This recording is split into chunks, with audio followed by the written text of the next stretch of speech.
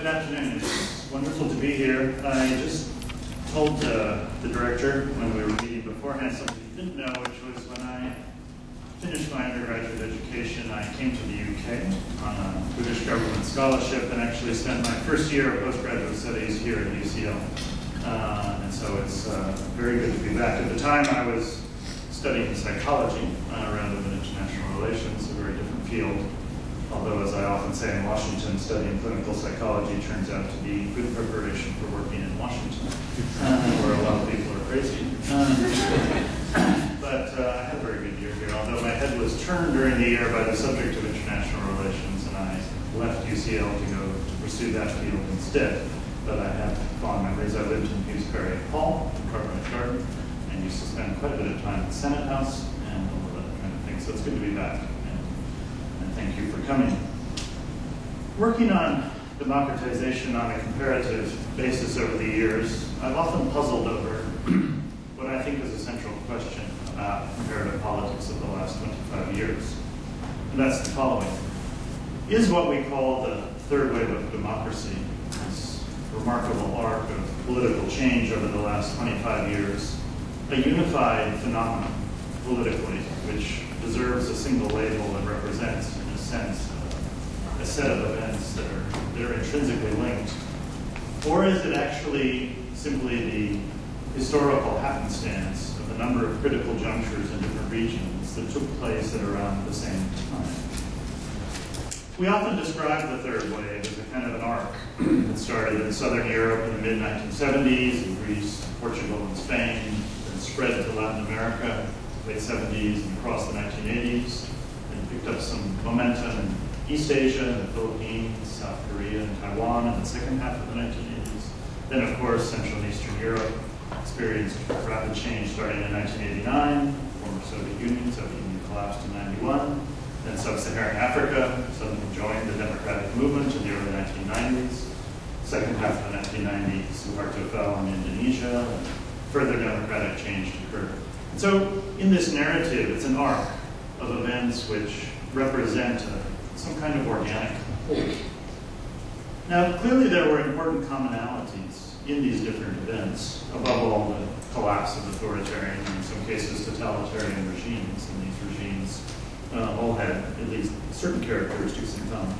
And there was quite a bit of contagion occurring among the different regions, and one saw that moving around in the world in those years. I vividly remember in Africa in the early 1990s how much people talked about the fall of Ceausescu, for example, and how that had made such a strong impression on people and influenced people's behavior. And that was just one of many, many examples. Just as I remember traveling in Romanian villages in the 1990s with a Chilean political analyst, and everybody wanted to talk about Pinochet.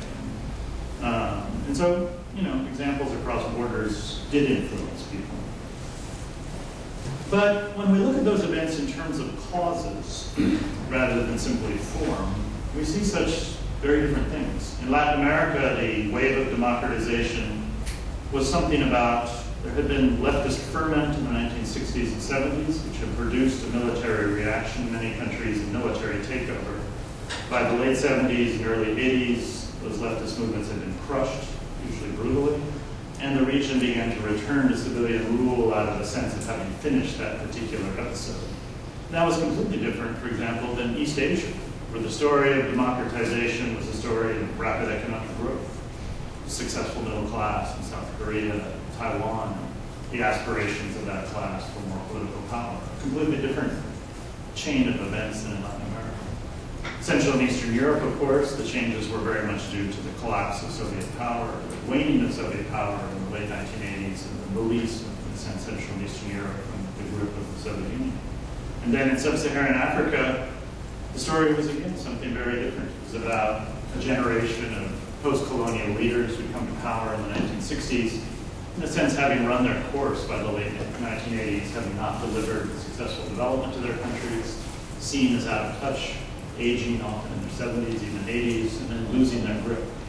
So in each of these different regions, there seemed to be a completely different story about what was happening politically, and it was, you puzzled over whether this arc that we were drawing, this narrative that we saw from the outside, whether this was just a construction in a sense, an order we were imposing on historical complexity, or whether there really was a kind of logic here of events that it was best to understand them as a whole, rather than just a lot of important things were happening in different parts of the world at that time. And then to add to this complexity, along comes, 15 months ago, uprisings in the Arab world. The Arab Spring, some call it. Others call it the Arab Awakening. It's just simply the Arab uprisings. But a region that had been the outlier in this narrative of democratic change over the last 25 years. It had been the one region not untouched by democratic change, but much more so than any other region. There were no well-established democratic regimes in the Arab world 15 months ago, and that was the only region in the world in which one could say that was the case. And there was a small, not a cottage industry, if you will, but a number of scholars who had been working over the last 10 years on explanatory accounts of Arab exceptionalism, about why this region had not been part of this wave of political change. And they had constructed what seemed to be fully persuasive analytic explanations for this exceptionalism. And some of those scholars, of course, in the last 15 months have had to revisit those explanations and write, if you will, analytic mea culpas about why Arab autocracy, which seemed semi-permanent, has not proven to be the case. And there are some interesting examples of that. Eva Bellin's piece in the recent issue of Comparative Politics, for example, she was one of the leading thinkers of the Arab exceptionalist explanations. So suddenly, the third wave, which many people thought was over, if you will, by the early years of the 2000s, and in fact, by the end of the last decade, quite a few people were talking about a democratic recession, and that the third wave was, in fact, pulling backward. Suddenly, there were these new events that appear to be another chapter in this arc of contemporary history, if you will. You had, just in the first year, last year, you had 4 presidents leave office: Ben Ali in Tunisia, Mubarak in Egypt, Saleh in Yemen, and Gaddafi in Libya. You have another president, Assad, under significant siege. You have a 6th regime in Bahrain, which has experienced deep civil conflict. You have governments in other countries in the region, in Morocco and Jordan, adjusting to citizens demanding greater participation. So in a region which had seen remarkably little political change for decades, you now have close to half the countries in the region have experienced dramatic political change. And it appears to be at least some democratizing intent behind some of those movements, and certainly represents the defeat of a number of authoritarian governments. Faced with these unexpected events, and these events were almost entirely unexpected, just like the fall of the Soviet Union was hardly predicted in either the scholarly or the policy community, so too the events in the Arab world in the last 15 months were largely unpredicted and very surprising to many, many people. When surprise hits, you look to get your bearings analytically, and you suddenly try to make sense out of things that are totally unexpected, and one of the main ways you do that is by looking for analogies, in a sense analytic landmarks that are familiar to you. So suddenly when you're in Egypt and you've for 30 years never seen anything like it, you say, what is this like? What does this remind me of? How might I understand it by comparing it to that? And it's been striking how much this comparative perspective last year focused quickly on 1989 as a useful metaphor for comparison, the fall of the Berlin Wall. People begin saying fall of the Berlin Wall in the Arab world in terms of some used specifically to describe what was happening. And they related these changes to the changes that they had watched occur in Central and Eastern Europe and the Baltic states in 1989 and 1990. And in fact, of course, the name, the Arab Spring, draws, if you will, from the Prague Spring, and in a sense shows the temptation to use analytic narratives that are drawn from elsewhere. And as part of that has been an effort to transfer policy lessons. There have been a number of conferences organized and carried out in the Arab world in which people come from Central and Eastern Europe, people who've worked in that region, and talk about lessons of experience and things that they learned along the way that might be useful to Arab audiences. And policymakers in Western governments have tried to use analogies from these countries. I have a good memory last year doing some work with the U.S. government being in in a meeting where a senior U.S. official was about to travel to Tunisia the next day, and he turned to his staff and said, make sure you give me that memo about the lessons from 1989 before I go to Tunisia. The idea was, you know, if you wanted to be equipped analytically, this was the natural place to turn. And since I've had a foot a little bit, just in terms of my own experiences over the last couple of decades in both of these regions, I've did some work in the 1990s on political change in former communist countries. In the last 6 or 7 years, I've been doing a fair amount of work in the Middle East. I've been puzzling over this connection, both analytically and in policy terms, as to what extent is it useful to draw lessons. And truth is, I'm a bit torn, and that's what I want to present to you today. On the one hand, I'm quite wary, and I think that there's been a mistaken tendency to draw simplistic analogies between the two regions, and I think that's dangerous. On the other hand, the experience of post-communism is very rich. It's an experience of many different starting points, if you will, former Yugoslavia, former Soviet Union, Central and Eastern Europe, and the Baltic states, many different starting points, many different outcomes. And I felt that surely there are lessons here. Surely there are things we have learned that, although they may have certain characteristics particular to those countries or those regions, could be of use. And so I think, in a way, this is an interesting study in the utility of comparative politics for policymakers, and also a challenge to the analytic basis of comparative politics. Now, certainly there are many similarities, just in a sense, in a superficial way, when you look at political change in the two regions. You have, of course, the dramatic outbreak of protests. In some cases, almost the sense of a spark. The sense of a spark in Tunisia, a man set himself afire and then set his country on fire, if you will. And then in Romania, I remember, November, December of 1989, one man, Reverend Kukic, setting forth something that just startled the country, which is the way a man decided he wasn't going to step down from a personal protest that again constituted a spark that set the country in a different direction. So there are memories that seem very familiar, protests suddenly breaking out. There's also the rapidness of these events. Essentially, most of you are too young to remember in 1989, it was dizzying. You woke up every day and opened the newspaper, and it was, my goodness, who would have thought this would occur so quickly? Regimes that had seemed gray, stagnant, sort of everlasting, just crumbling before our eyes. Same thing in the Arab world. Mubarak in Egypt, a fixture of Egyptian politics for decades, who seemed so deeply entrenched in power, just suddenly standing before his people one Thursday night, trying to get their support, and the next day leaving Cairo and leaving power.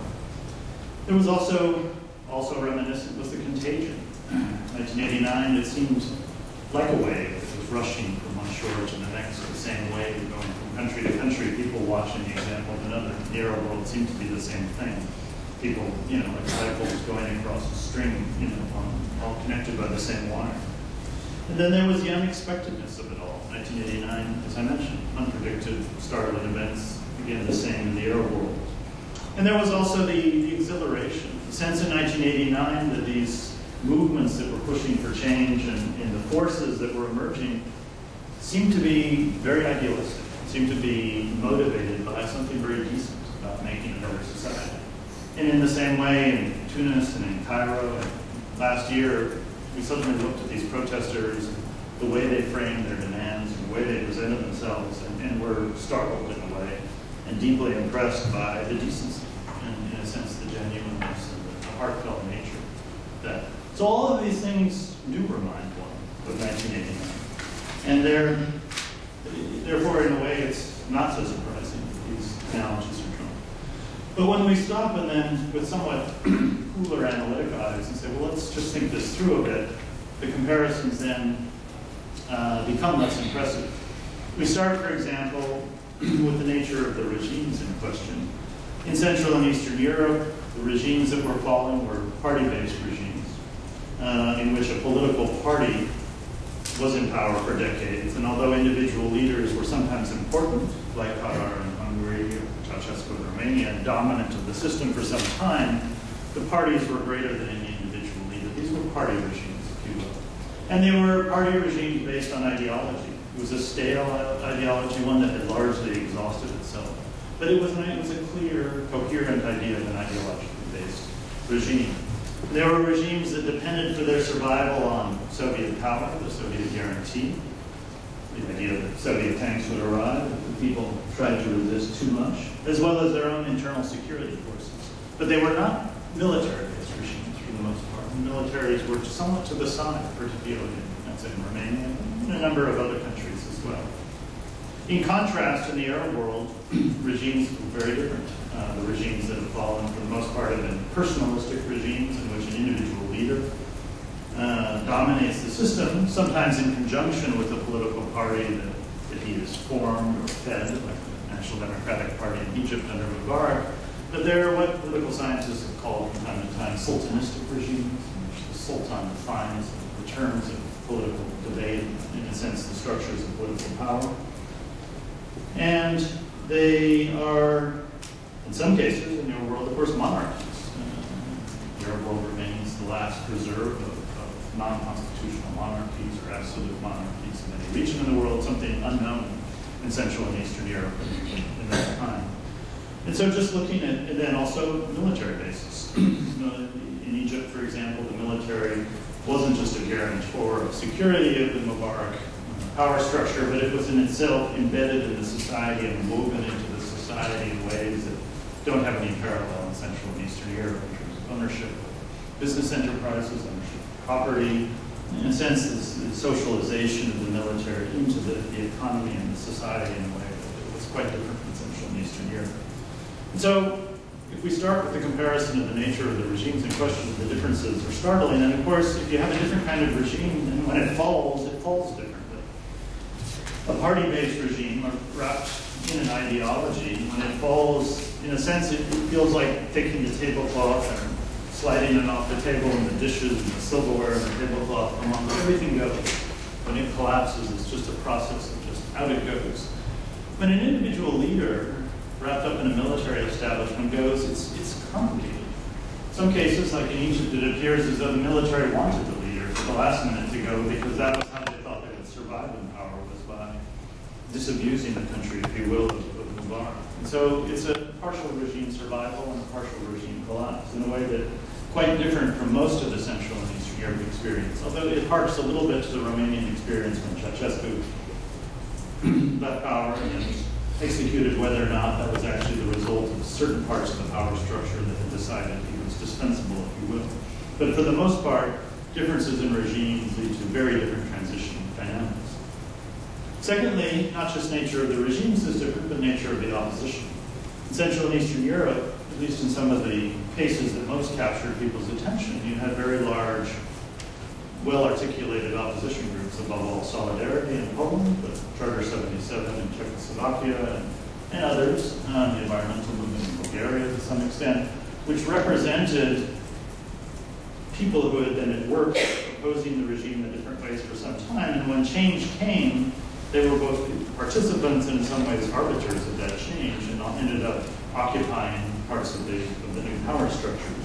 In contrast, in the Arab world, more confusing situation, which you had some organized opposition in some places, like in Egypt, where you had a number of opposition parties, but the opposition movements that really emerged and were the force that drove regimes out of power were not those groups. They were something different. They were a spontaneous combustion of social and political forces that suddenly formed in a very short amount of time, which the existing opposition groups suddenly realized they had to, in a sense, enter and make their peace with and become part of, but as adjuncts to what was a broader, less coherent movement and less leader-centric movement. I mean, someone like Lech Wałęsa in Poland in 1989, there's simply no comparable figure in Egypt, for example, or in actually any of the other cases.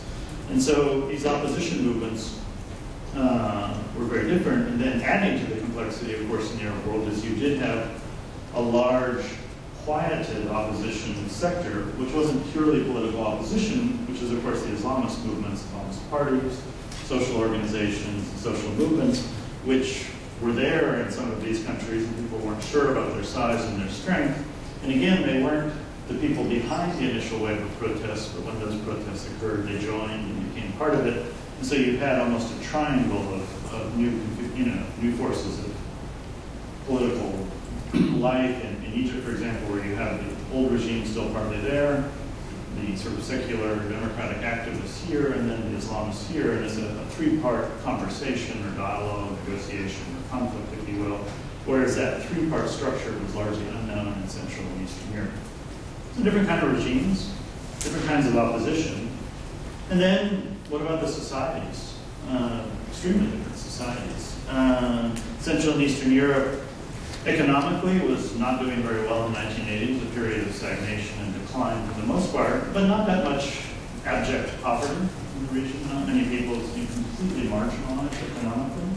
You also had societies with fairly high levels of education, actually quite high levels of education by international global standards, relatively high levels of equality or low levels of inequality.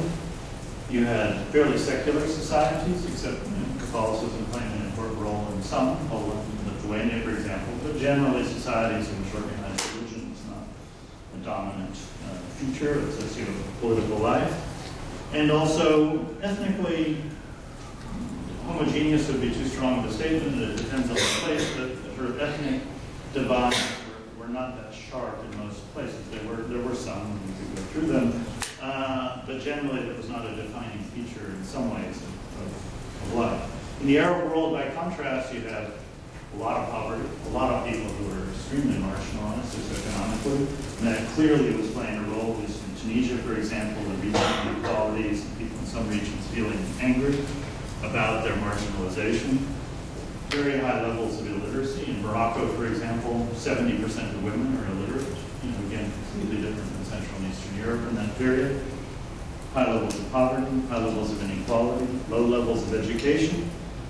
Not secular, but the opposite. Countries that have been undergoing for 20 years a process of Islamicization at the social level, in which Islamist thinking has penetrated many different social, to some extent political institutions, and a part of the world that's notable for its religiosity and the entry of religion into organized societal life. And ethnically diverse and complicated. You look at Libya's tribal structures, and it's a complicated picture, one that would be not very much like, say, Poland or Bulgaria, and the complexity of it, as well as, of course, differences like the Shia and Sunni cleavages, which we see in a number of societies that end up being, like in Bahrain, fundamental political drivers. So, very different societies as well. And then finally, you also have the position of external actors in the relation of the West to these countries and to the process of change.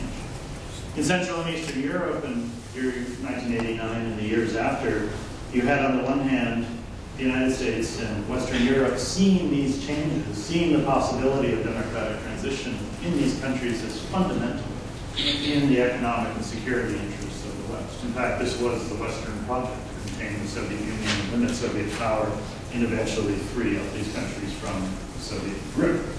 And so there was a very strong sense in Western policy circles that we need to help these changes happen quickly.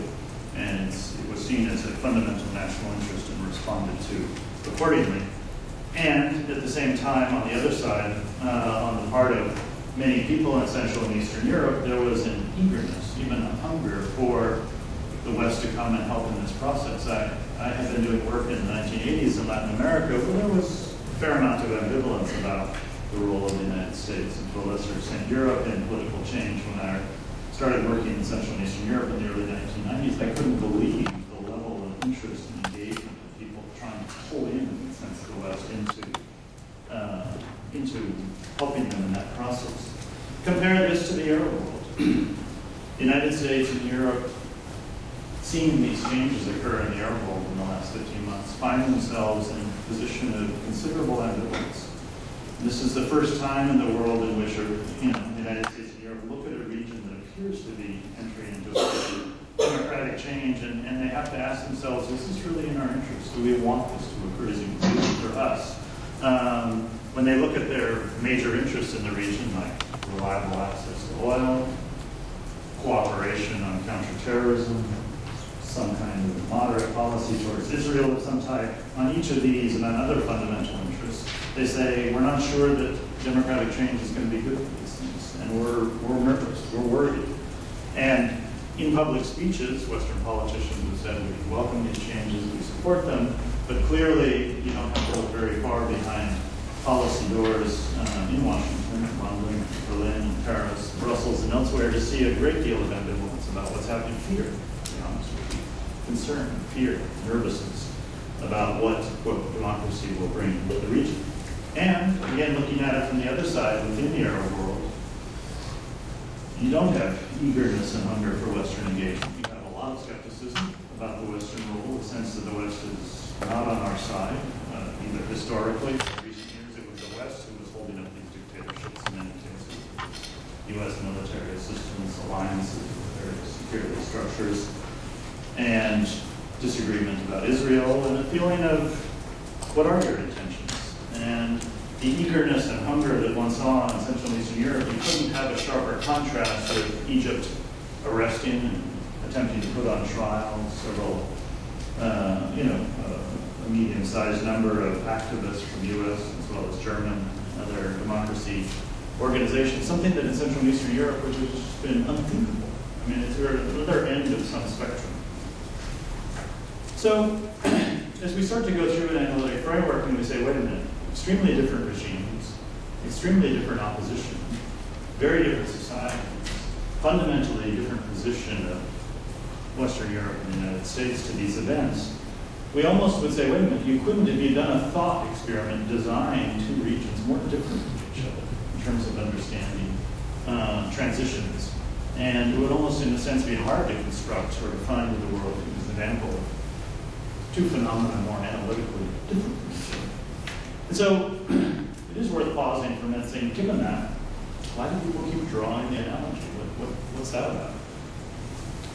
I think the simple answer is, the policy community doesn't always go very analytically deep. People draw analogies because they're easy. And the fall of the Berlin Wall has become a central metaphor in many people's mind, particularly people of a certain age, sort of 35 to 60, I would say. This was a defining feature of their adult life in terms of international politics.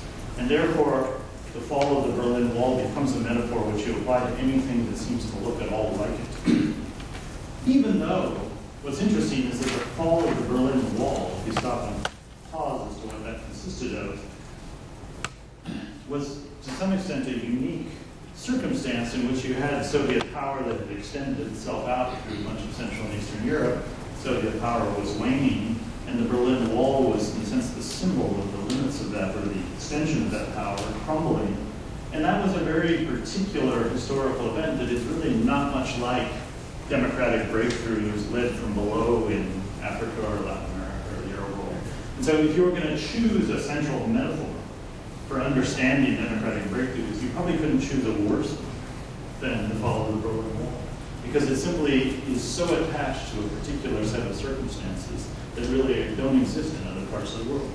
And so, I guess part of my message here today is look how the policy community and the media community so easily organize their thinking around concepts which you just push a little bit on them analytically, and you see how loose and poorly thought through they are. Now, the fact that these differences exist don't mean, I think, that we can't learn anything from these comparative experiences. I think what they mean is we have to be very careful analytically and a bit more systematic and analytically incisive when we try to draw comparisons. But as I mentioned, the post-communist experience, it's rich. There's so much to learn from the last 20 years. It is such an important historical period.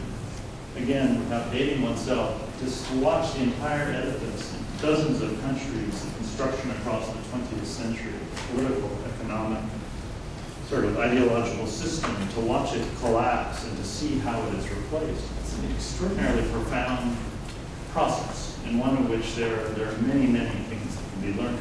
And so to say simply, sorry, too different, we can't learn anything, I think would be too extreme of a reaction. So having pushed you a little bit to this side to say, wait a minute, be very, very careful about drawing comparisons, let's work back now and say what comparisons, not necessarily comparisons, but what lessons, I don't know if you really like the word lessons, but what insights can we draw from that?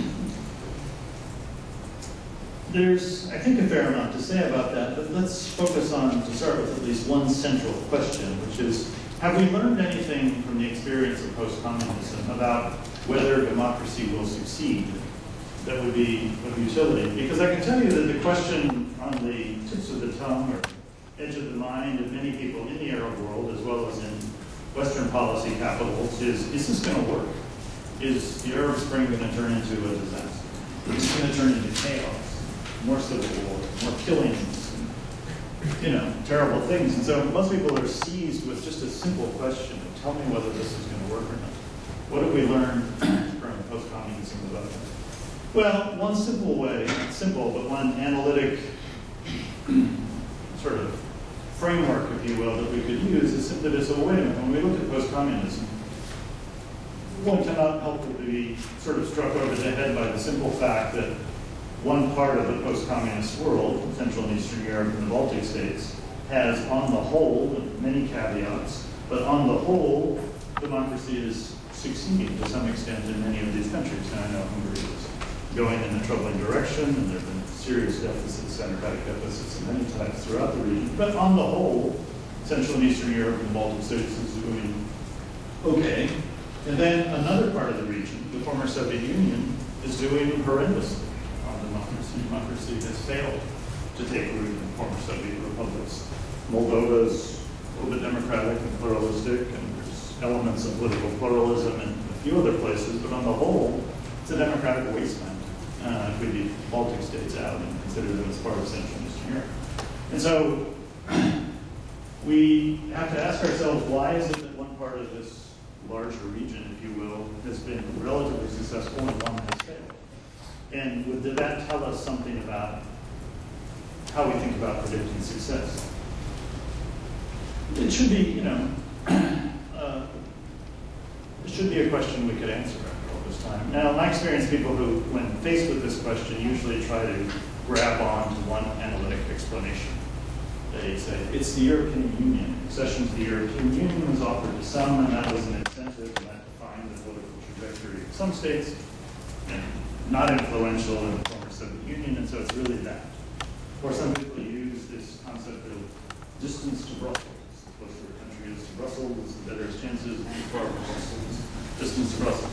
I don't like single factor explanations. It's not usually how reality looks to me. But I think we can begin to, looking back over the last 20 years, see some patterns and some things that we should have probably paid more attention to, and only now see as so significant. The first is, of course, is the impact of the resource curse, if you will. The resource curse is sometimes oversimplified, but there is the fact that in the former Soviet Union, a number of very important countries there, especially Russia, Ukraine, Kazakhstan, Azerbaijan, and a few others, have large amounts of oil and gas and other natural resources, which are dominant factors in national economic life. And in Central and Eastern Europe, very few natural resources of this type. Economies are not concentrated in this kind of way. And it's fairly clear watching the political life of those resource-rich countries that the resources are playing a dominant role in how power is organized and how power is concentrated, and not a very healthy role. And that the resources are contributing to, in complicated ways, but contributing to a tremendous amount of centralization of power and corruption of power. So first we have to say, okay, let's pay a lot of attention to natural resources. Second, there's the question of state formation. We also can't ignore the fact that Central and Eastern Europe, for the most part, again, the Baltic states exceptional, already consisted of working states when 1989 hit, whereas in the former Soviet Union, you had to form states. There was no Russian state in 1989. There was no Armenian state, and so forth. They had to be formed quite quickly, without a whole lot of preparation. And watching that happen, we see that the process of state formation doesn't fit very well with democratization in certain ways, because in very simplistic terms, state formation is a lot about concentrating power. Democratization is a lot about distributing power and trying to have a political process that concentrates power and distributes power at the same time is hard to do. And so the challenge of state formation has been a very difficult one. and destructive in some cases of efforts to distribute power in those places. In contrast, I know there are, a few places. Slovenia is an example of a country that engaged in very quick state formations, relatively democratic. The Baltic states, they tend to be fairly small countries in which the question of national unity in the state is of a different order than constructing a Kazakh state, Russian state, and so forth. So state formation is clearly also something. Third, the damaging effects of both ethnic and territorial conflicts on democratization. When you look at the former Soviet Union, at the effects of Nagorno-Karabakh, Transnistria, South Ossetia, Chechnya, every one of those is like a problematic sort of swamp in the middle of a set of political interests and political systems that radiates outward and has pretty negative effects. If you look at Armenian political development over the last 15 years, Armenia's conflicts both with Azerbaijan and with Turkey are fundamental to how the Armenian political elite has legitimated itself and also in some ways used these as instruments of justifying their non-democratic nature and in some cases holding on to power in ways that have not been very healthy. And one could look at each of these conflicts as being quite destructive of democratic potential, whereas in Central and Eastern Europe, surprising absence, taking the Balkans aside, which is a complicated third leg of this analytic picture that we don't have time for, but in Central and Eastern Europe, you don't have many of these territorial conflicts that have dragged political systems into those patterns. So, resource curse, state formation, ethnic and territorial conflicts.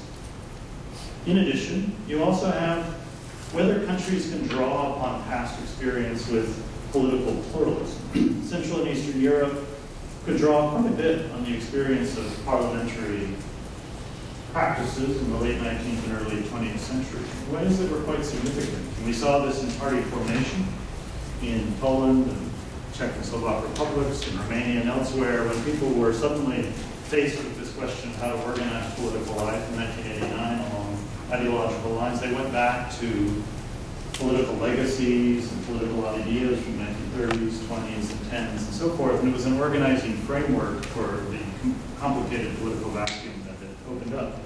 In contrast, in the former Soviet Union, if you reached back, and I watched people psychologically in those years reach back in their history and say, we want to move forward with democracy, and this is like, it's like 1910, well, Russian Revolution, sort of, and then Stalin, and then, well, somewhere back there, there's a democratic legacy which we're gonna bring forward in our traditions. It was hard. It was hard for countries to do that, and it was also hard for people to draw on simple concepts like the acceptance of opposition. You've seen in the former Soviet Union, it's the rare former Soviet country where the idea of political opposition is not still associated with treason, with betraying the country in a way. And when you see, for example, President Putin again talk about political life in Russia, it's striking always to me how much that you can see within him that the idea that there are people who oppose him and the Russian power establishment at some level is disloyal. It's disloyal to Russia. It's not just disloyal to him. It's something that's wrong. And is commonly said to me when I'm working in the former Soviet Union, they say, why do you Westerners want to come and divide our countries? You want to weaken us through this democracy. We want a unified country. Unity of the state, unity of the polity. You Westerners, you just sit and argue with each other. You're weakening us. We want to be strong. Whereas in Central and Eastern Europe, that narrative has not been so present. People sort of immediately moved into center-left, center-right structures, which are divisive and not always that helpful. But they did, the idea of the unified state generally was not present in the country. Fifth, of course, the European framework. I do think it's important. I think it was significant that the European Union reached out to Central and Eastern Europe and said, you can be part of us. And that's a bargain. You have to change in these ways. If you do, we'll respond in those ways. I don't think it was determinative. And I think in many people's minds in Central and Eastern Europe, whether it was joining the European Union or simply rejoining Europe wasn't all that different in people's minds. It was, we simply want to be part of something we lost in the late 1940s. We want to be back on a historical path of where we were in the late 19th and early 20th century. But that was a powerful idea. It's it's under question. Of course, it's shocking when we heard last week in the National Day speech in Budapest, Orban, Prime Minister Orban, talking about Europe as a colonizing power. It's like, wow. I sort of remember 10 years ago when Hungarians were thirsty to be part of Europe. Now it's become a colonizing power in Hungary. So, but in the 1990s, it was not seen largely as a colonizing power, but an attractive magnet. Whereas again, the European Union had a lot of ambivalence about the former Soviet Union. Certainly wanted to see the former Soviet Union sort of cling to European values, but was not thinking very much about constructing structures that would make the former Soviet Union an organic part of Europe. And the Eastern neighborhood policy generally has been a kind of sad waiting room with sort of harsh fluorescent lighting and not very good magazines to read. That part of the world has been sitting in for some time saying, when is the doctor's door going to open? So that's also conceivable. And then finally, how deep did these transitions go in Central and Eastern Europe versus the former Soviet Union, and how quickly were certain power structures reconstituted? What has really been an unpleasant surprise in the former Soviet Union was in the transitional narrative that was often applied to former communist countries. The idea was that power structures were shattered by 1989 or 1991, and it was like the dishes were broken and had to, set the table anew. But what really surprised people, I remember in the second half of the 1990s working in Russia, people began to say, KGB, FSB, a lot of the same guys around. And it turns out they're still listening to our telephones, and they're still coming to meetings and taking notes. And we thought all of that was just going to go away somehow. We didn't realize that it would start to reconstitute itself. And then when President Putin emerged as a candidate in the late 1990s, we were where does he come from? What does he represent? How is the security establishment finding a new place in Russia? This was all sort of an unpleasant, slowly unfolding surprise across the 1990s. Whereas in Central and Eastern Europe, although power structures did not magically disappear in 1989, they were broken, they were cracked in a way that they have not, for the most part, been able to reconstitute themselves. So secret police forces and old other kinds of alliances between certain sort of corporations, political sectors that were, at least initially, were broken. And the process of illustration, in some cases, or at least an examination of the past, was serious. In a way that the former Soviet Union, for the most part, when you walk around in societies and visit them, they have not questioned the past. Even Stalinism, in ways that Central and Eastern Europe questioned the past. So, what's striking when you look at this list of factors, but just pause for a minute, in a sense, just analytically, and say, what's striking is when you look at these 6 factors and think about how Western Europe and the United States approached transitions in the early 1990s, there was something like a transition paradigm that people saw these events and said, I know what this is. This is the transition to democracy, and it's going to have certain characteristics, and we should focus a lot on certain key constituent elements. Free and fair elections, strengthening civil society, and encouraging state reform. There was this idea that there's going to be an unfolding process of transition, which we need to help push along, as well as economic transformation. And that's going to be true, in a sense, all the way from Albania out to Uzbekistan. There was sort of an idea that former communist countries are now launched on transition. And it was a fairly, both a historic idea, but not looking very much at these features.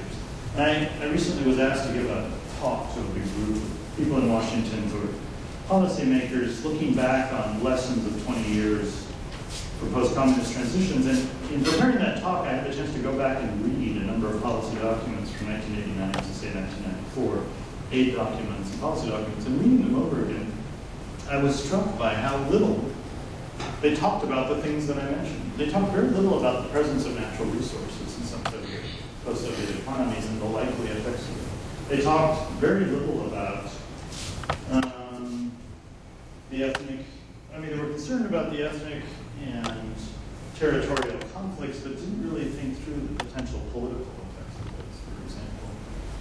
They did not crystallize the challenge of state formation. They just said, well, they're going to do state formation to do democratic state formation, without thinking through the tension between state formation and democratization. Although they thought about the European agenda, they said, well, democratize Central and Eastern Europe, then it'll be like a wave spreading out to the former Soviet Union, and so forth. And there was very little going into these elements that have distinguished the two regions. Instead, there was a kind of a generic approach to transitions. And so I think if we take all of that experience and now turn to the Arab world, say, how do we apply some of that? I mean, it tells us a couple of things. I think it tells us that what if we paid attention to these issues now, both in terms of how we might assist that region, or at least engage, and also in terms of thinking about chances for success. You sort of go through them and say, well, resource management. Some Arab countries have a lot of natural resources, others don't. In fact, the region is extremely differentiated in that regard between, say, Yemen on the one hand, and Bahrain on the other, Saudi Arabia. And to what extent are we making now, say, Libya? If you look at Libya as now constructing a state, a brand new state, we had better factor in thinking about how that state manages its natural resources right from the beginning. Because if Libya's oil becomes the centralizing power that it has in Kazakhstan, for example, we can probably expect that there'll be an oil ministry and somebody in charge of the oil resources who will resemble the natural resource magnates of the former state. And so better think about that problem from day one rather than say, let's get a Democrat, let's make sure Libya has elections, has a state society, state reform, and then they'll figure out how to manage the natural resources. No, better think about it now. State formation, both Yemen and Libya are states that are now in a process of fundamentally their state reformation or formation. It's going to be hard to do, but they have to do that fast, because people need a state quickly in these places. Militias, civil war, if you want those things to end. And how are they going to do that while they also quickly have elections, quickly have political party formation, quickly move to energize civil society? Again, better think about those things. States that are not engaged in state formation or reformation, like Tunisia and Egypt, are probably going to have an easier time of things. Territorial and ethnic conflicts, when you look at divided countries like Bahrain or Iraq or Lebanon, you can see the sources of those divisions causing a lot of damage to prospects for democratization. It's going to be very, very hard. And in Egypt, sometimes people look at the issue of the Copts surging up and say, well, that's just kind of a side issue in Egyptian life. It comes and goes. No, that could be a drain on the democratic spirit and a corrosive effect. So you have to take those things into account. The very legacies. How much can these countries reach back to some kind of legacy of pluralism and democracy in countries? In Egypt, you can. Egyptians had a period in the 1920s of constitutional rule, parliamentary elections, political party development, whereas in Libya, they reach back for that legacy. Hard to find. The danger of reconstituting old structures. People, in Egypt, month by month, it's been a nasty surprise. It turns out the Egyptian military has not melted away. It turns out the security forces there have not given up power. And where the old forces have not really, cracked and been broken, we're likely to see some reconstitution of them over time. The European framework. Europe, as a general foreign policy entity, has been struggling to define a policy towards what it calls the southern neighborhood that is more than the harsh waiting room.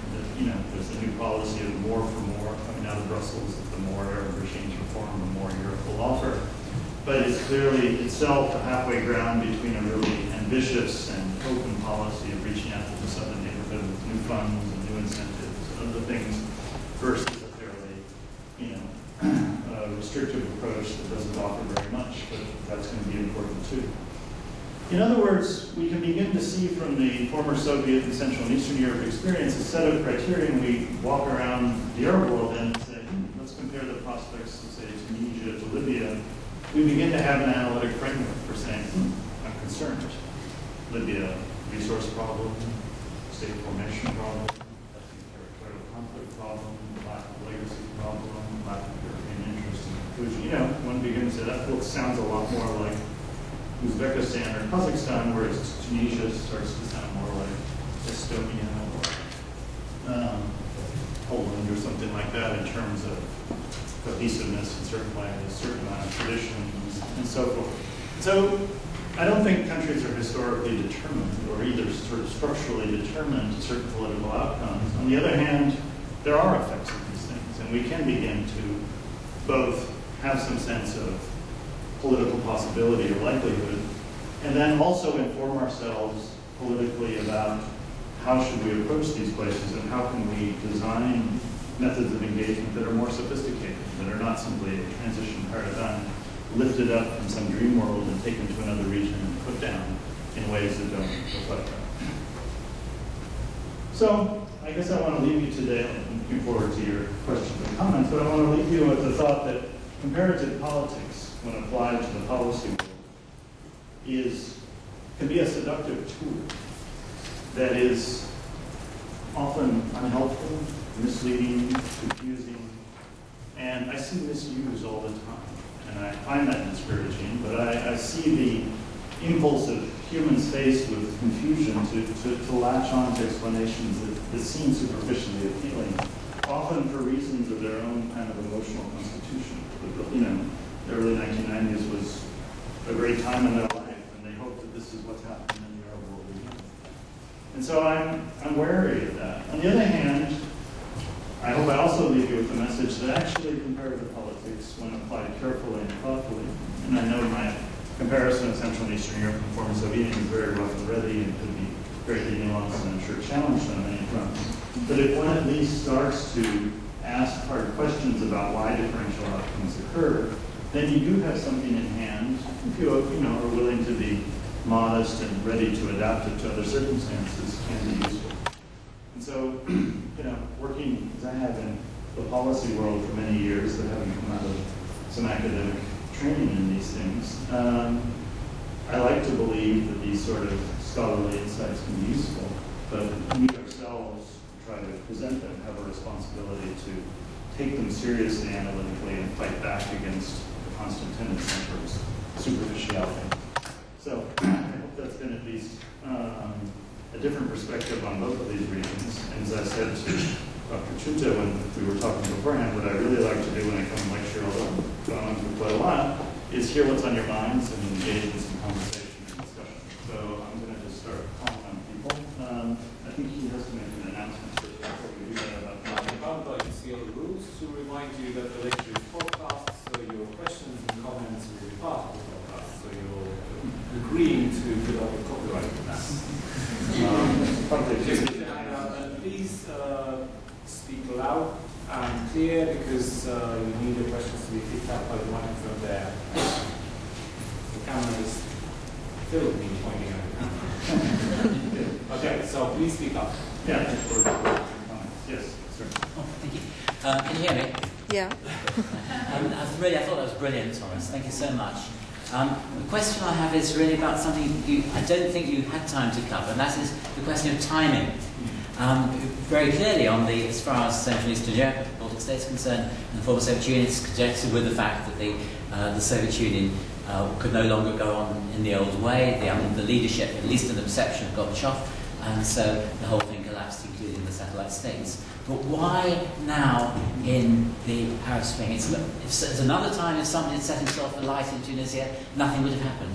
And could I ask you, perhaps it's because, again, of the international situation, that the United States, having been defeated in Iraq, being probably about to be defeated in Afghanistan, now no longer is the bulwark of some of these regimes. In all four cases where the regimes have fallen, had it some way, some sort of relationship with the United States. Syria, instructively, doesn't. It's quite the opposite.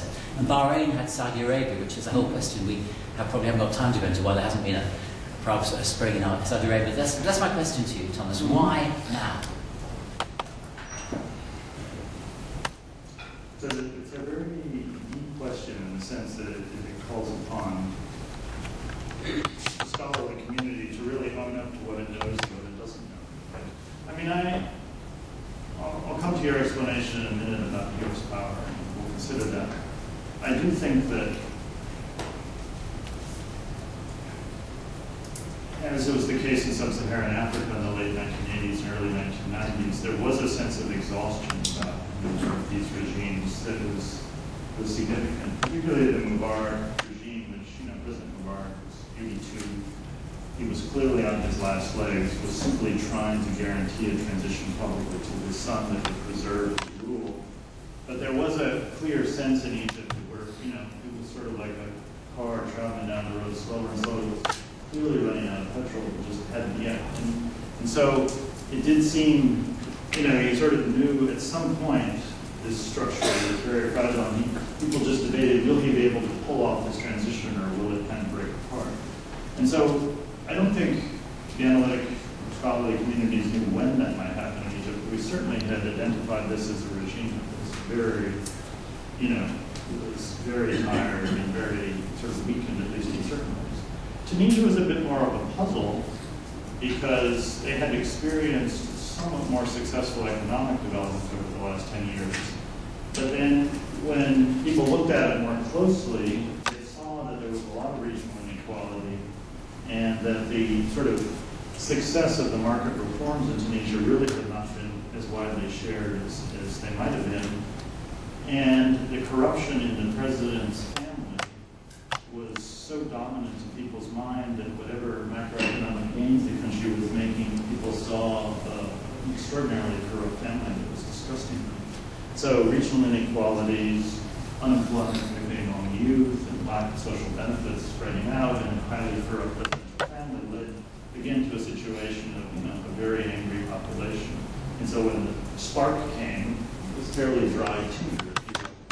And so, and then you continue through the other countries that once people began to, those sparks lit, and then other societies examined their leaders, they found them falling short. I mean, in a sense, you go back to the Arab Human Development Report of the early years of the 2000s. This was a region who the international community had identified and said, you are doing a horrendous job of meeting the human development needs of the population. So I think that was the backdrop for all of this, was a region which had failed to do that. And it's not a coincidence that the Arab awakenings have bisected the region. Republics, countries we mentioned, plus Algeria and a couple of others, have had a terrible time of things politically and experienced a lot of change. The monarchies, except for Bahrain, have not. Both because the monarchies, most of them have a lot of natural resources and a much higher socioeconomic level in their country as a result, or like in Morocco, they have a certain religious legitimacy that is extremely powerful and helps them carry through difficult political times. So, this is the benefit of hindsight, but we do see a region which was like sub-Saharan Africa in the late 1980s, had already been, we'd seen the underlying conditions of very poor performance for a long time. And so it does seem as though a spark was waiting to happen. Now, the role of U.S. power, I think it's complicated.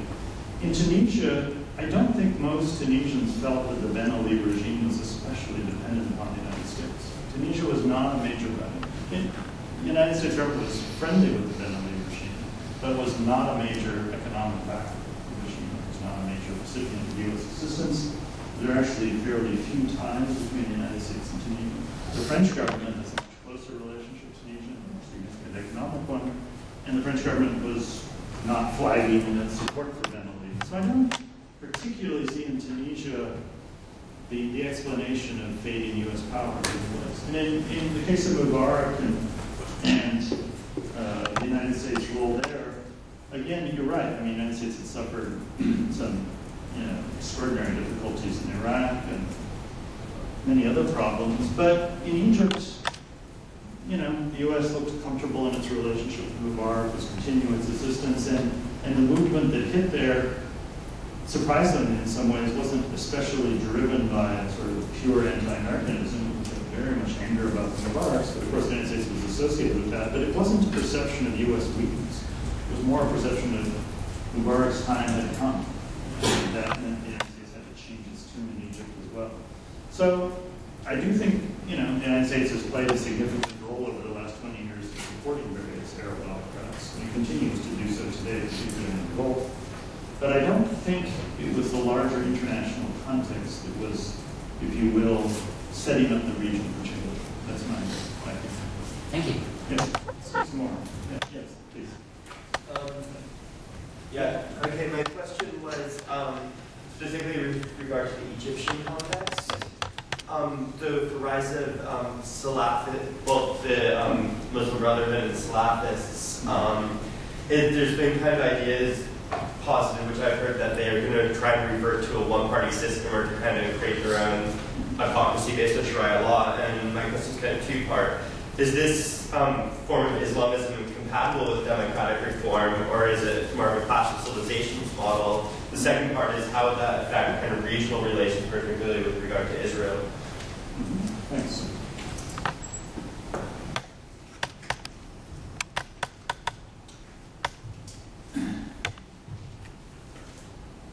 The debates over whether particular types of Islamist thinking are compatible with democracy or not have been long and complicated over the last 10 years. And I guess I fall generally into the school of thought that a lot of Islamist thinkers and organizations and political activists in the region, I think, are willing and comfortable with living in pluralistic or democratic systems, and that there isn't anything intrinsic in the larger body of Islamist thinking and sort of activity in the Arab world that's anti-democratic by nature. And so the success of Islamist actors in the new political environment, at least in Tunisia and Egypt, and probably Libya, or active in Yemen, I don't think is either particularly a surprise given their level of organization and their appeal to the population, or necessarily a danger or something that, in terms of democratic development. If anything, having a political movement or a political set of ideas, or sort of a social political set of ideas to which a lot of people in the society ascribe to, and not have it be fully active in the political life, that's more dangerous than having it engaged. Whether you could extend that argument to the Salafist groups and line of thinking or not, I think requires more careful thought. I mean, there is a continuum of belief about the relationship of sort of authority to doctrine and the tolerance of doctrine to pluralism that is part of, has to be part of democratic life, in the sense that if you have a doctrinal set of ideas for organizing society that doesn't tolerate a level of discussion or debate or pluralism, then you have a problem. But I don't, in the case of Egypt, the surprisingly large vote for Salafist groups, I'm not Pollyannish about this, but I think that it's a sign of the fact that people are able to make open political choices now that they didn't have before, and people are trying a lot of things. But I don't think it's the 25% of Egyptians are ready to, have an extremely closed socio-political system that only allows their coalition. There are plenty of such people in Egypt, but I don't think it's 25%. And so in a sense, democracy is made less by Democrats than it is by pluralism and the willingness of different actors to learn to live with each other. I did a lot of work in El Salvador in the 1980s in the Civil War and after. And, when the peace agreement was signed in El Salvador between the right, which was a military-based and sometimes military-led socio-political sector of not very democratic character, and a left, the FMLN, which is a group of very hardcore guerrillas who fought long and hard, who were also not very democratic because of their methods or their ideas. You looked and said, wow, where are the Democrats in El Salvador? There were a few in San Salvador working for NGOs or something. But the two main political forces in society were not very democratic. Yet Salvador became a democracy. Because those two groups who had fought each other to the death for decades had decided they couldn't defeat each other and they had to learn to live with each other. And so that meant, we had to agree on rules, and we're going to have elections and get to see who the population wants, and they learned to share power, and they've actually alternated power. And democracy isn't necessarily made by the presence of lots of people who are sterling Democrats. It's made by a balance of power in society and a willingness to live with each other. And so the question to me is,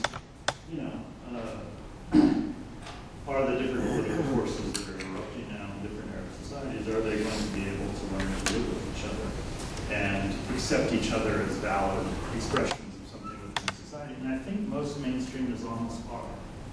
It's just my feeling. The Carnegie Endowment, where I work, has engaged a lot with Islamist actors in the last 5 or 6 years. We're having a big conference in 10 days. We're bringing a number of significant Islamist actors to Washington to have a big conference to talk about these things, because we started a dialogue process with them 5 or 6 years ago, and we had a lot of conversations with them over that time about political ideas and intentions. And, you know, I guess I've come away from that experience watching application and participating in the feeling that this is, we don't have a choice.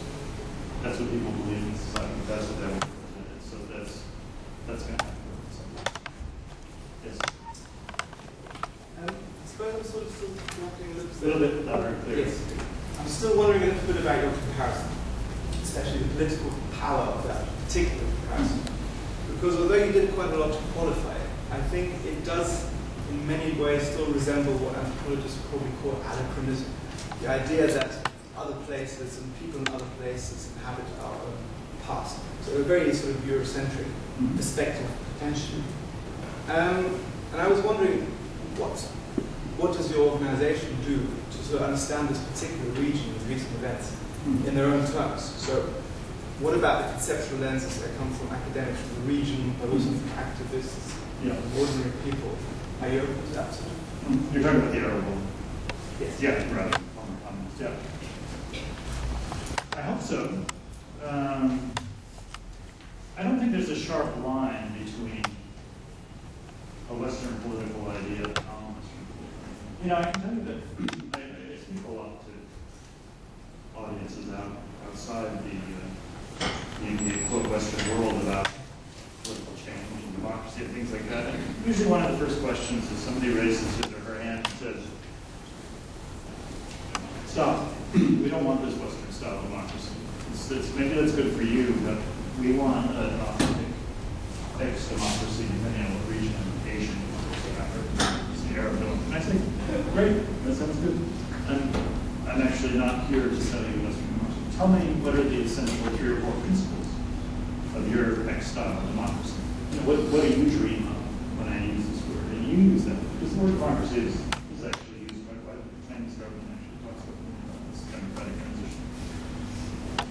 And when I listen to the answers, you know, the truth is, and I'm not trying to belittle that, is I don't hear all that much that's that different. And I also hear a lot of confusion. Sometimes people say, well, we don't want, you know, I was in Washington, D.C., and I saw 2 men walking down the street holding hands. I don't want that in Pakistan. No. I don't want Western style democracy. Men should not walk down the street holding hands. That's a sin. And I say, you know, actually that didn't happen until 10 years ago. We got through the first 190 years of our democracy. It is an intrinsic feature of Western democracy. It's a social choice that people happen to be making right now, but it's not in our constitution, for example. And so, you know, you could have a Pakistani democracy and not make that choice. That isn't kind of what we're selling. So at first there's sometimes a confusion about the current set of Western social choices and values and whether that's what we mean when we say Western style democracy. Then secondly, another kind of answer is you're a hyper-individualistic society and you don't believe in communal values. Community is more important than the non-Western. We have the group is more important than the individual, and you Westerners are so individualistic. You've over-empowered individuals for the sake, at the expense of community. And I'll say, probably so. But go to Norway.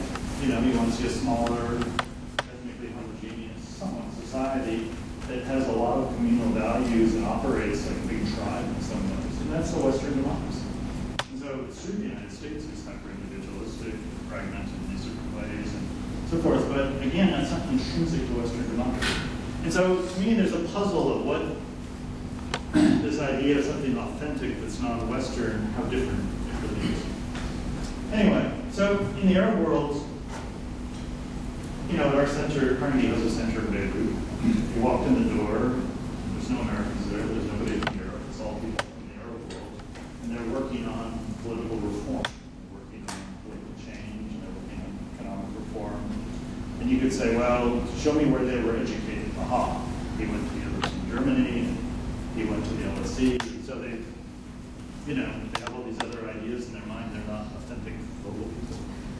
But then I'd say, well, who are those people? What ideas would they be working on? And so on the other hand, the people in that center do tell us in Washington, I can tell you, they tell us, they say, careful, you're using words to describe something that doesn't sound good to you, or you're misunderstanding what's happening in Libya because you don't really appreciate the dynamics of this or that.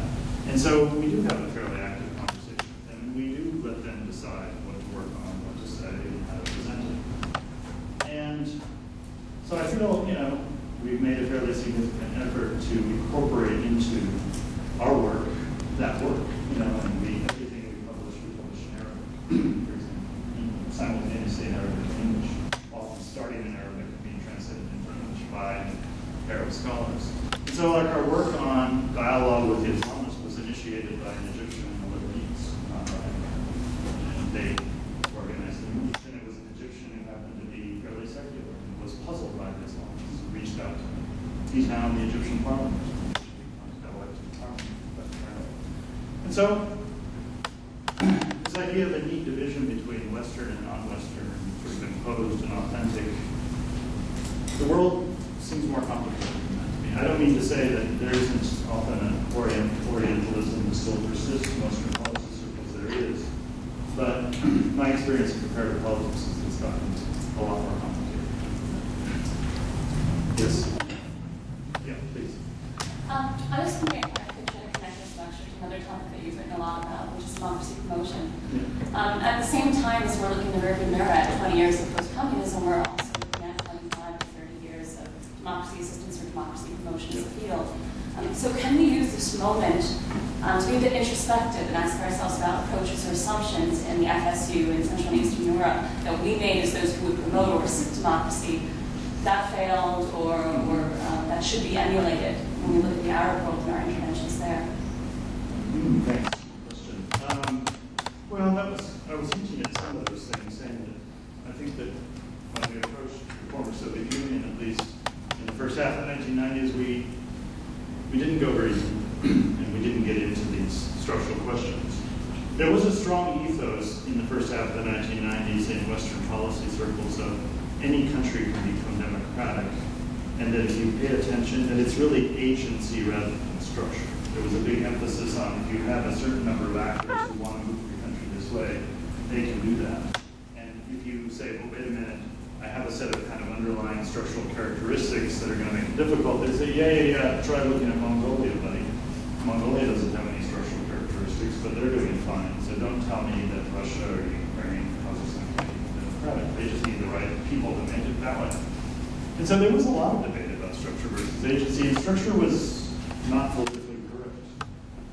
Politically correct in the 1990s was there's a global wave of democratization that is largely a psychological. And psychology is a determinant of societal outcomes. And that, if only Vladimir Putin would wake up tomorrow and say, I believe in democracy, Russia would become a democracy. Whereas actually if he did, a couple of sort of quiet people who run sort of state companies would probably come and visit him in the office at 5:30 and say, what are you doing? This is not good. There's an ownership structure in this society that needs to be preserved. And you're challenging. Be careful about what you're doing. And so, not that Russia's fated to stay the way it is, but there are powerful forces now. Any agent of change in Russia that would not be in favor. So that's why I'm arguing in the Arab world that we shouldn't. And it's doubly difficult in some ways with the Arab world because you really want to be politically correct in the Arab world and not say. I'm not saying there's something about quote Arab culture or Arab traditions that's anti-democratic. I'm simply saying, for example, when you have a lot of oil, wow, learning to distribute that in a fair way is hard. When you have territorial conflicts and so on and so forth, these aren't particular species, they're not Arab features. So I do feel that the democracy community needs to be a lot more sober. So let's take a specific example, Libya today. I put you on an airplane, you get off in Tripoli, and you're a democracy assister, promoter. What should you do? The temptation is to say, Libya's having elections soon. Wow, that's huge. Libya's first democratic elections in a long time or ever. We better make sure that works. Probably what we ought to do is think through what is the relationship between the this electoral process and the process of reaching a reconciliation among the warring factions in Libya and reaching some kind of peace. And that when Iraq had elections before they really had a political settlement among the elites, that didn't really help a whole lot. Whereas in Afghanistan in 2002-03, you had some kind of initial agreement on a political settlement before they had elections, and that was good, although it hasn't held the political settlement and didn't include the Taliban. So maybe in Libya we ought to think carefully about the electoral process. Doesn't mean we're against elections. If we say, wait a minute, don't confuse elections with the process of establishing some kind of working political settlement, so we'll be able to better focus on that very task. And so I think one could go through a list of things like that and say we better be a lot more sophisticated this time because these countries face, as I mentioned, all kinds of structural obstacles. But there has been, that's why I'm concerned about the 1989 analogy, because it takes us right back to the transition paradigm. It takes us right back to elections, civil society strengthening, state reform, and this is all these things that I think we should have learned along the way. So that's the start. Yes. I had a predictably Ukrainocentric question. Oh, what centric? Ukrainocentric question. Okay. Thinking about whether whether... introduce yourself to groups, so I know why it's Ukraine. Andrew Wilson, reader in Ukrainian Studies here. Thinking about whether it ticked all of the 6 boxes that you mentioned. I mean, on number 3, for example, there is an ethnic conflict in Crimea, but it's debatable whether it corrupts central politics in the same way that it does in Armenia. I mean, it could be picky, but I thought it was okay to ask the question because on the first you listed it as a state blighted by resource curse. So if you'd care to expand on that. So the question is whether or not it's Ukraine blighted by resource curse. Yeah. It's not the full resource curse. It's a partial because the level of GDP or state budget or foreign revenue, that comes from natural resources is lower than some others that have a classical resource curse.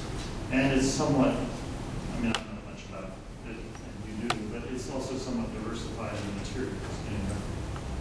Other materials, aluminum or nickel or things like that, you don't just have hydrocarbons.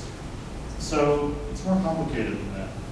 I mean, I think something very bad has happened in Ukraine in the last 20 years, in that the political elite, the new political elite of the last 20 years is embedded into the economy in a way that's very, very unhealthy. And it's become a drag on both economic and political development.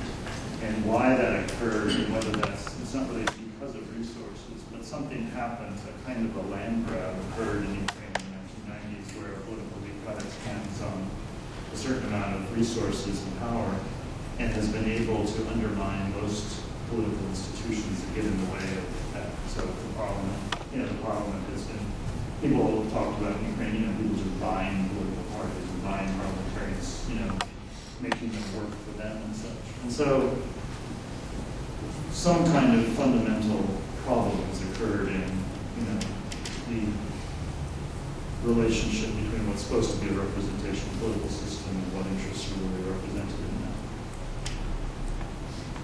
Why that occurred in Ukraine and didn't occur in so much in Poland is a question worth studying carefully. But I don't, in that case, I don't think it's just about the presence of these questions. It goes back to other things. And political party formation in Ukraine has not taken the form in Central and Eastern Europe of sort of center-left, center-right, coherent formations around sets of political ideas about the reform agenda versus a more different kind of agenda and so forth. And so somehow, when you look at the first half of the 1990s in Ukraine's initial political party development, right from the beginning, it was somewhat more personalistic, somewhat more linked to kind of corrupt sources of power, and it just got off on a bad path and it's gotten stuck in that. It's very hard to get away from it. But I don't know enough about why that occurred to understand whether it might have been different and what the real causes are. But it's sad for Ukraine. It's been tough roads.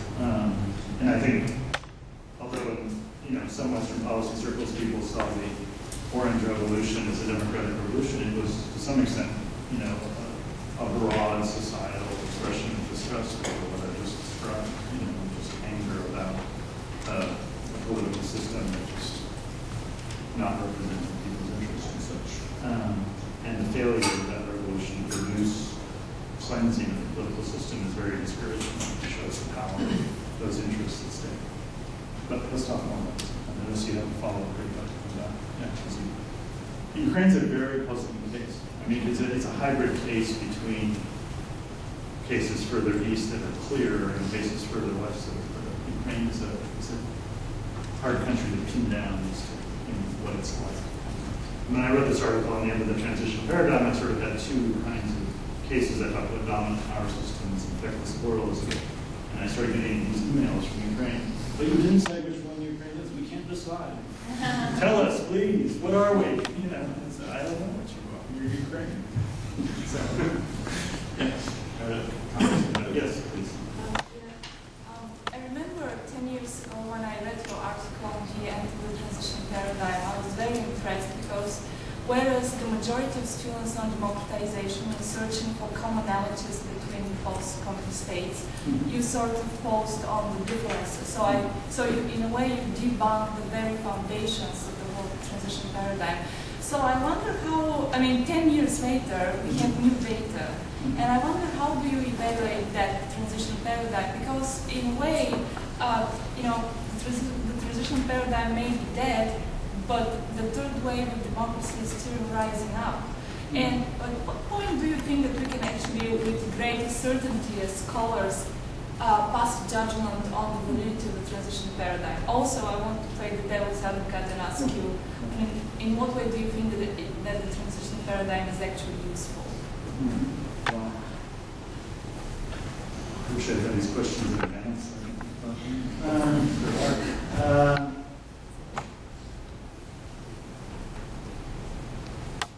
Well, I continue to think that when I look around the world, that somewhere around 100 countries that have experienced what looked like a collapse of authoritarian rule somewhere between 1980 and 2000 for the countries that entered the third wave.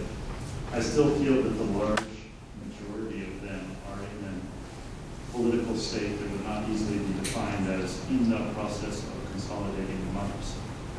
And so I still feel that the gray zone that I talked about is large and complicated. And I watched as political scientists in the 2000s try to come up with coherent ways of talking about the gray zone and settled on the idea of hybrid regimes, which to me is a code word for we don't know what the heck these things are, so we call it a hybrid regime. It's not like, you know, a weird rabbit pops in the room and you say it must be a hybrid rabbit. And, you know, I've been lately doing some work in Hungary. I don't know what Hungary is. Is the transition paradigm applicable in Hungary? 5 years ago, it looked like it was. Hungary was doing pretty well in the European Union, economically. You know, now Hungary is a mess. Hungary, you know where Hungary's going. I don't know, is that this regime is hard to characterize? It's populistic in certain ways, it's nationalistic in certain ways, it's anti-elite, it's elite-driven. It's a complicated regime. What this is, so Hungary looked like it was avoiding the gray zone, and it was now clearly, to me, somewhere where I just don't know where it's going. So I do feel that a small number of countries in Asia, Latin America, Central and Eastern Europe, that largely have succeeded at something like the process of democratization, but that a majority, I would say, countries have not. And I don't think the rest of the countries can be put on that spectrum, non-democratic and democratic, as one to 10. So I guess I'm just saying I hold by what I said. I don't have, you know, I'm not against the idea of democratization and saying I sort of know it when I see it, and democratization has several identifiable characteristics. I'm not against saying it's that, but it's that it's the path that bothers me. I don't really know what the path looks like to democratization. I mean, you know, 10 years from now, we could be surprised to discover that Kazakhstan is more democratic than Hungary. It could happen, actually. And we would have said, wow, we misunderstood the path a lot. We fundamentally misunderstood it. And so I just am very ecumenical about my level of knowledge. I could tell you about where countries are headed. I've just learned that we know less than we think we do. And that's why I'm just very wary about this. And, you know, paradigm idea. When I gave the talk to the policy group about the 20 years of post-communist transitions, I was pretty tough on the former Soviet Union. And afterwards, I was talking to some people who work on it, and I was really struck talking with them how they just said, you know, Tom, give it some time. You're in such a hurry. You know, we're making progress day by day. You know, and I said, wow, that's progress. You know, where are you headed? Or what gets you up in the morning and gives you that smile that says, you know, just give us a little more time, and Azerbaijan will be there. You know, I don't know where Azerbaijan's headed, but it doesn't look like, you know, 3 steps from Denmark. So I guess that's a long way of saying my thinking hasn't changed. The world continues to be more complicated. What I see with the Arab world is, what this lecture really is about is me revisiting my old ideas on a new region, saying, careful, if you think this is one more extension of the transition paradigm, you're going to see nasty surprises. Let's take 1 or 2 more. Before I finish up. Yes, please. Okay, so let's have a chat and ask. Thank you so much. It was very interesting to hear this comparison. I would like to ask you, you didn't mention anything about aiding civil society in these countries as part of this transition paradigm, but it was a big investment in terms of strengthening the role of citizens, and obviously we see, especially in the post-Soviet space, it didn't happen. So maybe you can point to some of the mistakes and maybe some of the successes that you know as to why this happened.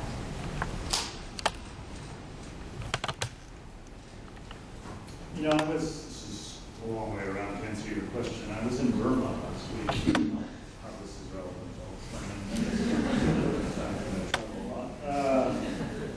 And I was meeting with a number of people on civil society strengthening programs.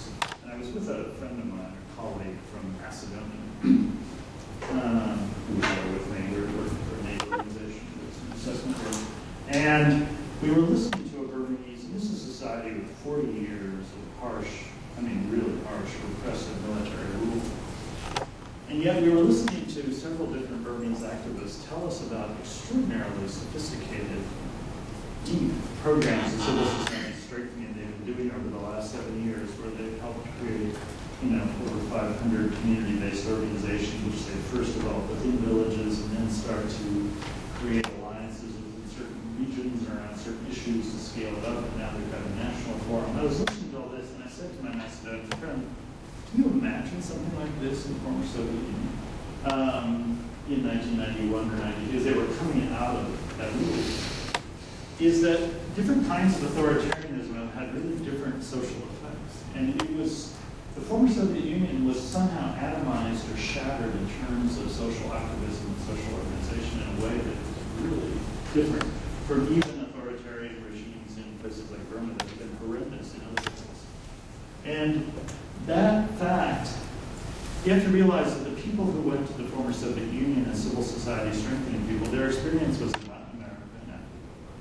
And they arrived in the former Soviet Union and said, we know what to do. You know, Latin America is full of social organizations. Brazil has 100,000 social organizations.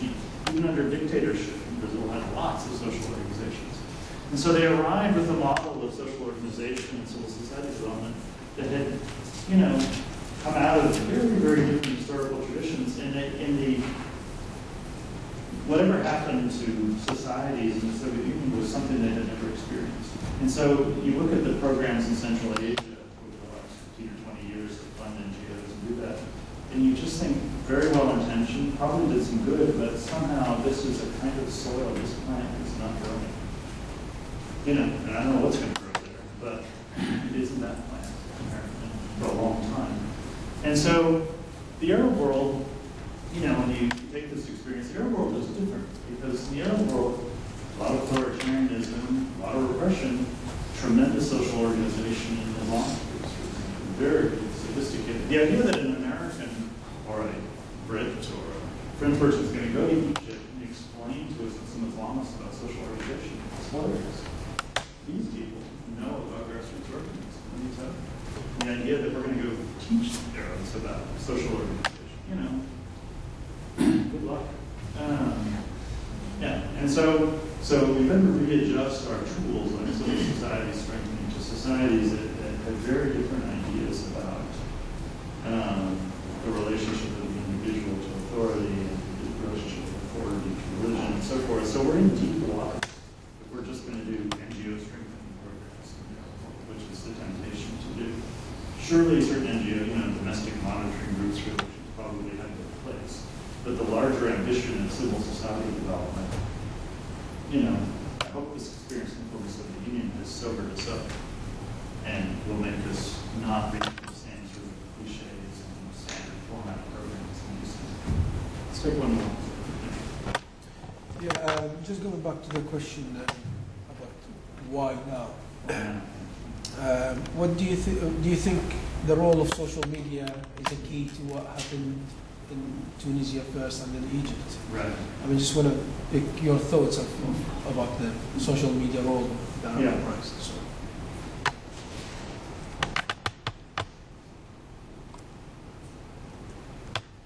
I think that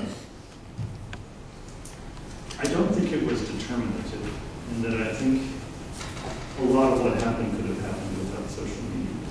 And I remember back in 1989 and 90, they said it was because of fax machines. You know, I think you guys laughed.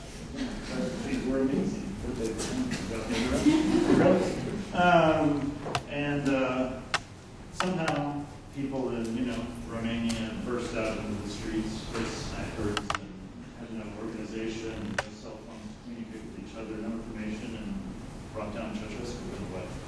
And so I guess having seen that happen in a lot of other places without that, I don't think you had to have that. Now, on the other hand,